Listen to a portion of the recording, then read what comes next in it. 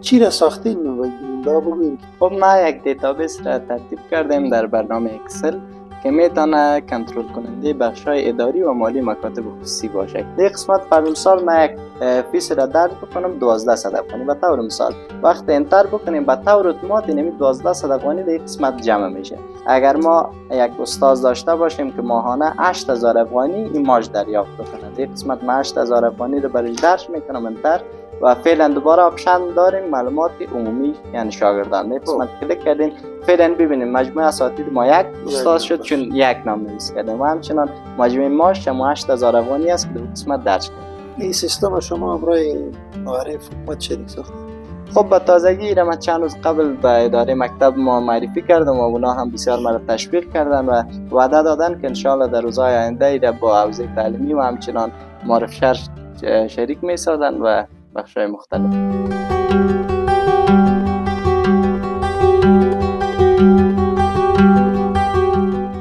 د مایپر میډیا درنو لیدونکو سلامونه او درنښت په دې هیله چې ښه اوسئ د نړۍ په هر ځای کې چې یاست خوښ او خوشحاله اوسئ. له مخکې باید تاسو نه مننه وکړم چې زموږ ویډیوګانې ګورئ او زموږ چینل تعقیبوئ. ډېره ځانګړې مننه کوم له تاسو نه. زه هم کوشش کوم چې د یو متفاوتې خپرونې سره ستاسو په حضور کې اوسم تر څو تاسو هم د ګران هیواد له پرمختګونو نویو څیرو نه خبر اوسئ. نو په همدې لحاظ نن هم راغلی یم د یو نوښتګر ځوان سره غواړم مرکه ولرم دا چې د څه کړي دي، کوم نوښت یې رامنځته کړی دی، دا به له ده نه له نږدې تاسو وګورئ او واورئ. نورې خبرې نه اوږدوم، دا چې دغه ځوان څوک دی تاسو به هم په تلوسه کې یاست له ده سره تعارف کوو. خواته یې راغلي یو. شکیب جان ستړی مه شئ. به نام خداوند سلام خدمت شما بیننده های برنامه زیبای شما. احمد شکیب عزیزی هستم، باشنده شهر کابل و متعلم صنف 11 هم. تشکر عزیزی صاحب. پیش ما در مقدمه هم گفتم که شما یک جوان مبتکر هستین که یک چیزی را ساختین، قابل تقدیر هستین با ما و با مردم افغانستان. بین که به بیننده خود بگوییم تعارف خود کردین. نور است تابال بخیر صنف 11 هستین؟ بله. تابال فارغ هم نیستین؟ نه خیر. خب چی را ساختین و بیننده بگوییم که هم دیگه تشنیه و اصلی موضوع هستن. بسیار خوب. خب ما یک دیتابیس را ترتیب کردیم در برنامه اکسل که میتونه کنترل کننده بخشای اداری و مالی مکاتب خصوصی باشه که اونا میتونن با استفاده از این دیتابیس کارهای اداری و مالی خود به آسانی کنترل و اداره بکنن. خب میبینیم این دیتابیس هم میبینیم. پیش از این که دیتابیس ببینیم شکیب جان اول چطور در ذهنت آمد خود صنف 11 بودی؟ چطور اول فکرت کار کرد که تو یک چیز ساخته بتوانی یا بسازی؟ کدام مشکل دیده بودی که چیزی را ساختی؟ خب چون ما سال قبل متعلم صنف 10 بودم و در بخش بعضی از بخش ها امرای استازای ما کمک میکردیم در بخش آزادی جدول نتایج و همچنان بخش های دیگه و ما کامپیوتر چون به طور خودآموز آموختیم ما خواستم که یک چیز یک دیتابیس را بسازم که هم بتانم خود را ثابت بکنم و هم یک چیز باشه که بتانم مشکلات مکاتب ما را حل بکنم و یک گام به سوی پیشرفت کشور ما باشه. بنان به همین خاطر ما خواستم این دیتابیس را بسازم که خوشبختانه این تا فعلا در اکثریت مکاتب تطبیق هم شده و نتیجه خوبی با آنها داده. خب بسیار خوب. این دیتابیس اگر میشه که از نزدیکی را ببینیم که چی میکنه، چه رقم کار میکنه، کدام بخشا داره؟ بله، بالای زمین دیتابیس کلیک میکنیم به ما وقت دیتابیس باز شود در این قدم ما داریم معلومات لیسه. وقت بالاش کلیک بکنیم به ما این صفحه باز میشه. در این قدم خود مدیر لیسه و همچنان کسی کنترل میکنه مسئولیت کنترل لیسه را داره میتونه که بعض معلومات که راجع به لیسه میشه را در این قسمت درج بکنه و همچنان در این قسمت ما داریم عواید لیسه که میتونه عواید بخش قرطاسیه ترانسپورت و همچنان فیس ماهوار تمام شاگردانه که در برگیرنده بخش اوناس و ذکور است به طور تمام شده در این قسمت جمع‌آوری بکنه و همچنان در این قسمت شما میبینید که مجموعه معاش اساتید است که میتونه که تمام بخش ذکور و اناث تمام چی مقدار معاش را که دریافت میکنه به طور اتومات در این قسمت به ما درج میشه که مدیر مکتب میتونه از این قسمت بسیار آسانی بفهمه که به چی مقدار عواید داره لیسش و همچنان به چی مقدار اینا معاش پرداخت میکنه و همچنان این قسمت مصارف اضافی است که مربوط میشه به خود لیسه که میتونه ما درج بکنن در این قسمت. و در قسمت هم که من گفتم اینا میتونن بعضی از معلومات لیسه را درج بکنن. خب دوباره در قسمت بازگشت میکنیم، میایم در قسمت دوم که ترتیب کننده است. بعضی از معلومات مربوط به شماره تماس و بعض معلومات این سیستم شما ساختین و هم بله شماست مربوط به میشه. و همچنان در قسمت که شما میبینید اسم لیسه میشه که اونا درج بکنن اسم لیسه خود و همچنان بخش اوناس و ذکور است. فرض مثال ما بالای بخش ذکور کلیک بکنیم به ما صفحه باز میشه که دو بخش اصلی داره که یک شاگردان است و دیگه استادان. فرض مثال مدیر مکتب میخواد کدام بخش وارد شود. فرض مثال اگر ما بالای شاگردان کلیک بکنیم در قسمت آپشن های مختلف وجود داره. در قسمت اول معلومات تمام شاگردان بخش ذکور، یعنی در برگیرنده تمام شاگردان بخش ذکور است که به طور اتوماتیک خودش خانه‌پوری میشه. از قسمت صنوف وقت ما معلومات شاگردان را اخذ و درج بکنیم معلومات مجموعی ذکور نشان میده یا بله. هر شخص نامش جدا نشان میده؟ این به شکلی است که وقت ما در یک صنف خانه‌پوری بکنیم اسم شاگردان را و تمام معلوماتشان را درج بکنیم به طور اتومات انتقال میکنه در بخش عمومی بخش ذکور. میتونیم بگیم که مثلا در صنف دوم ذکور این شاگرده است این نامش است. بله بمیشه. مهربان. خب فرض مثال بالای صنف اول تا صنف 12 هم یک مکتب دارای 12 صنف می باشه. بالاش کلیک بکنیم هر صنف دارای 3 بخش دیگه است. صنف الف ب و ج میشه که اونا میتونن بخش‌های مختلف را اونا انتری بکنن و اسم شاگردان را درج بکنن. فرض مثال ما بالای این صنف الف کلیک میکنیم. این صفحه اصلی است که معلومات شاگردان رو در این قسمت ما باید درج لیست بکنیم که در قدم اول ما داریم مجموعه شاگردان صنف. به طور اتوماتیک در این قسمت ما یک اسم را درج بکنیم به این شکل. فرض مثال احمد. وقتی که ما انتر بکنیم به طور اتومات به ما در مجموعه شاگردان صنف درج میشه. بله به همین ترتیب به چی اندازه شاگرد را که ما اسمش درج لیست بکنیم به طور اتومات در قسمت به ما حساب میشه. و همچنان مجموعه فیس ماهوار شاگردان است. فرض مثال در قسمت وقت اسم ولد ولدیت نمبر اساس صنف را ما درج بکنیم میرسیم به بخش فیس ماهوار که مربوط میشه به بخش مالی است مکاتب. در قسمت فرض مثال ما یک فیس را درج بکنم 1200 افغانی به طور مثال. وقت انتر بکنیم به طور اتومات این 1200 افغانی در قسمت جمع میشه. اگر ما یک شاگرد دوم هم داشته باشیم به همین تعداد برش به اندازه که ما شاگرد داشته باشیم مثلا 800 به تخفیف داده که 800 جمع که اتومات بله به طور اتومات فرض مثال ما 800 افغانی این بار میرسانم. در قسمت وقت انتر بکنیم به طور اتومات به هر اندازه که شاگرد باشه در قسمت بر جمع آوری میشه این فیسش. ما این دوباره دیلیت بکنم. در قسمت داریم مجموعه قرطاسیه و ترانسپورت که در برگیرنده مجموعه قرطاسیه و همچنان بخش ترانسپورت است که مکاتب خود دارای بخش ترانسپورت و همچنان قرطاسیه در پالی فیس ماهوار هستند. در قسمت میشه ما یک عدد را درج بکنیم فرض مثال 700 افغانی به این شکل. به طور اتومات بر ما در این قسمت هم 700 افغانی نشان داده میشه. و همچنان در بخش ترانسپورت اگر ما یک عدد فرض مثال 500 افغانی درج بکنیم به طور اتومات با بخش قرطاسیه جمع شده و در این قسمت به ما درج میشه. و همین شکل به تمام صنف و همچنان مصارف تمام مجموعه تمام مصارف که در برگیرنده مجموعه قرطاسیه و ترانسپورت و فیس ماهوار است. بله در قسمت ما هر چند شاگرد را که نام نویسی بکنیم به طور اتومات در قسمت ها جمع آوری میشه و به طور اتومات در قسمت هم به ما درج میشه. چون فعلا ما یک شاگرد را نام نویسی کردیم در قسمت هم به طور اتومات به ما همین تعداد جمع شده که مجموعاً 2400 افغانی میشه.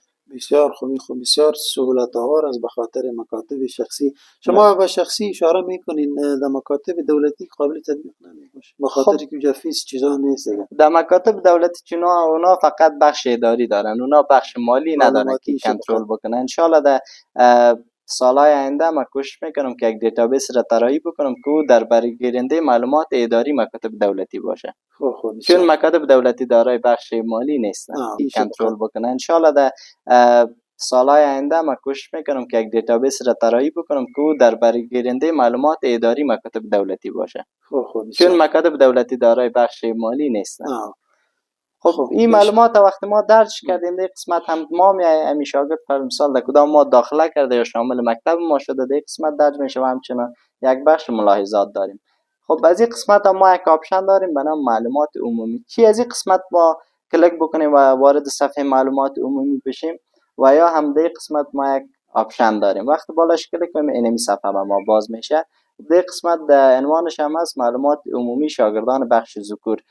باز هم ما داریم مجموعه اساتید که از صفحه که مربوط اساتید میشه به طور اتومات در قسمت جمع آوری میشه که چند استاد مشغول به درس است در لیسه ما و همچنان مجموعه معاش اساتید که در یک ماه اساتید محترم ما به چی اندازه معاش دریافت میکنن و همچنان مجموعه فیس ماهوار شاگردان خوبی که است چون معلومات عمومی است مربوط تمام مکتب میشه و یک سنگ بود و این مجموعه تمام صنف است که در قسمت جمع میشه و همچنان مجموعه تمام مصارف شاگردان است که در برگیرنده قرطاسیه ترانسپورت و همچنان فیس ماهوار دیگه اپشن از یک فرد محاسبه شده بیج از کل مکتب. بله اون مربوط یک سن بود این مربوط تمام مکتب است و همچنان در قسمت مجموعه شاگردان است چون فعلا ما یک شاگرد را نام نویس کردیم به طور اتومات در قسمت با ما اینم یک شاگرد انتقال کرده و یک شاگرد است مجموعه تمام شاگردان.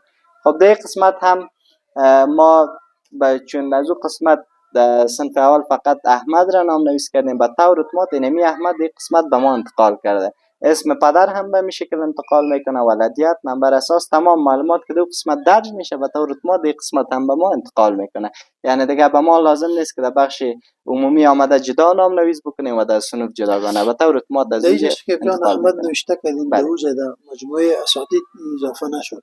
خوبی ما فقط در بخش شاگردان احمد را اضافه کردیم بخش اساتید تا فعلا مانده. خب از این قسمت ما آپشن داریم بخش اساتید ذکور چون ما دو بخش اوناس و ذکور داشتیم جداگانه است کلیک میکنیم بالاش اینی صفحه که است معلومات عمومی اساتید محترم مربوط به اساتید میشه. فرض مثال ما اگر باز هم در قسمت یک نام نویس بکنیم به طور مثال ما یک اسم را درج بکنم وایس به این شکل و همچنان تخلص اسم پدرم معلومات که مربوط به اساتید میشه و در قسمت اخیرش داره معاش ماهوار اگر ما یک استاد داشته باشیم که ماهانه 8000 افغانی این معاش دریافت بکنه در قسمت ما 8000 افغانی رو برش درج میکنم انتر و فعلا دوباره آپشن داریم معلومات عمومی یعنی شاگردان در قسمت کلیک کردیم فعلا ببینیم مجموعه اساتید ما یک استاد شد چون یک نام نویس کردیم و همچنان مجموعه معاش ما 8000 افغانی است که در قسمت درج کردیم. بسیار خوب بسیار سهولت دست واقعا که این سیستم کار گرفته شوی این سیستم شما امرای معرف حکومت شریک ساختید. خب به تازگی را من چند روز قبل به اداره مکتب ما معرفی کردم و اونا هم بسیار مرا تشویق کردن و وعده دادن که انشاءالله در روزهای آینده ایره با حوزه تعلیمی و همچنان معرف شهر شریک می سازن و بخشای مختلف. خب دیگه کدام بخشا دارش که خب از این قسمت وقت ما بازگشت بکنیم ما گفتیم که 12 صنف هر صنف داره اینم 3 آپشن است بله و همچنان دوباره بازگشت میکنیم صفحه استادان از در قسمت وارد شیم ببینیم اینمیج معلومات عمومی است یک آپشن داریم وقت بالاش کلیک کنیم در قسمت پس آپشن است بخش اساتید ذکور. خب پس بینمی بخش می و همچنان بازگشت کنیم در قسمت دیگه همون معلومات را که در بخش ذکور ما یادآوری کردیم تمامش به اینمی شکل به طور مستقل در بخش اوناس هم موجود است وقت بالاش کلیک کنیم باز هم اینمی بخش شاگردان و اساتید است که دارای 12 صنف معلومات عمومی و تمام اونمو به بخشایی که در بخش ذکور شامل میشه در بخش اوناس هم شامل می باشه. تشکر شکیب جان. این واقعا یک مفکوری است که نو شما ایجاد کردین و پیش از این نبود. حتما نو استعداد را که خداوند به شما داده شاید بتوانین دیگه اپلیکیشن ها و سیستم ها را بسازین. دیگه چی سرش فکر کردی که بدون زی دیگه چی بسازی؟ خب ما چون فعلا کامپیوتر هم به طور خودآموز آموختیم انشالله کامپیوتر میخوایم به طور حرفه‌ای آموزش ببینیم و در بخش‌های مختلف دیتابیس را بسازیم که در برگیرنده معلومات مکاتب دولتی باشه از بخش شفاخانه باشه که همین سهولت به هموطنان ما به طور رایگان در اختیارشان قرار بگیره. بسیار خوب. حالا شما صنف 11 هستین فارغ میشین با کدام 15 علاقه دارین؟ ولی 15 شما مشخص از صنف 11. خب چون ما امتحان کانکور در پیش رو داریم در کانکور ما فقط 5 انتخاب میتونیم داشته باشیم که یک از انتخابای ما کامپیوتر ساینس است که رشته برادر عزیزم انجینر صاحب قیس عزیزی هم می باشه. انشالله اگر کامپیوتر ساینس شود بخش کامپیوتر ساینس وگر نه انتخابای دیگه هم هست از جمله اداره و دیپلماسی ژورنالیسم که این 5 انتخاب شود چون ما فقط 5 انتخاب حق داریم به کانکور انشالله در این بخشا. بسیار خوب است. خداوند کنه که به مو هدف خود برسی. ولی ما مشوره ما باشه کامپیوتر ساینس که بخوانی ما مطمئن هستم که بسیار اختراعات زیادی داشته باشی به خاطر که از این صنف از مکتب تو طالبی آماده استی و سیستم سازی. سلامت دیگه در این بخش پذیرش وزارت‌ها مردم میاین مراجعه میکنن که اول ثبت میشن، اونجا در یگان وزارت‌ها ساخته شده ولی وا دیگه سیستما جور میکنن. این امکان داره که دی پروگرام هم چیزا جور شد. بله خب به خاطر دیتابیس ما پروگرام های مختلف داریم، از جمله اکسل ما داریم، همچنان در قسمت اکسس ما داریم و اسکیول سرور داریم. خب ما تمام بلدیتم زیادتر که ما کوشش کردیم در این برنامه اکسل است که انشالله مرور زمان ما میتونیم در بخش های دیگه هم یاد بگیریم و بتونیم نوآوری ایجاد بکنیم و دیتابیس های مختلف را بسازیم. به خاطر هموطن عزیز ما جان از حکومت فعلی چی تقاضا دارن که تو مردم که استعداد ویژه دارن با چطور یا باید چی کنن در مقابل زیان؟ خب تقاضای ما از دولت مایی است، چون اگر ما نمیتونیم که حمایت مالی از یک فرد بکنیم، بیاین فقط حمایت مادی از اینا نبکنیم، فقط حمایت معنوی از اینا بکنیم، چون ما ضرورت داریم به حمایت اگر مادی باشه یا معنوی. پس ما خواهان حمایت از دولت هستیم که اونا ما را حمایت بکنن و در بخش‌های مختلف جوانای مثل ما را تشویق بکنن و اونا بتونن که پیشرفت‌های چشمگیری داشته باشن. من میگم که معنوی تشویق خود سر هر فرد افغانستان حق شماست که معنوی تشویق شوین. شکیب جان بسیار تشکر اینکه وقت گرانبهای خود به ما دادین. درنو لیدونکو له تاسو هم مننه چې زموږ خپرونه تر پایه پورې ولیدله. زمونږ همدا وس دی چې کوم استعدادونه وینو، کوم داسې نوښتګر ځوانان وینو په هیواد کې، د دوی کورو ته به ورځو، د دوی دروازې به ټکو تر څو دوی د کامرې مخې ته راشي، دوی نه هیوادوال او نړیوال خبر شي چې افغانستان کې هم دغسې استعدادونه شته. نو که زمونږ خپرونه خوښه شوي لایک کړئ، کامنټ راکړئ د راتلونکو پروګرامونو لپاره. که تاسو په سیمه کې هم دغسې یو څوک موجود وي موږ ترېنه خبر کړئ. ډېره مننه کوم چې زموږ خپرونه هم تر پایه ولیدله. په الله مو سپارم. خدای مو مل شه.